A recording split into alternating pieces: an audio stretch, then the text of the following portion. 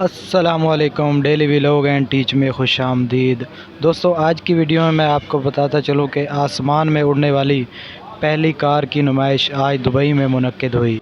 दोस्तों, आपको बताता चलूँ कि X2 फ्लाइंग कार ने अपनी पहली 90 मिनट की तारीख़ी आजमाइशी परवाज़ मुकम्मल की।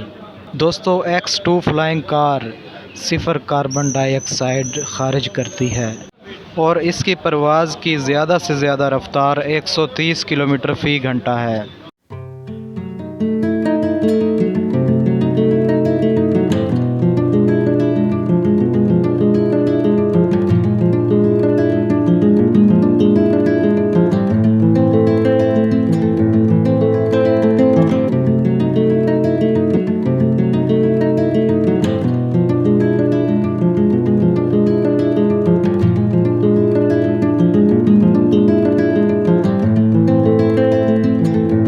दोस्तों, वीडियो अच्छी लगी है तो लाइक कर दें और चैनल को सब्सक्राइब कर दें। मिलते हैं अगली वीडियो में, तब तक अपना बहुत सा ख्याल रखिएगा। अल्लाह हाफ़िज़।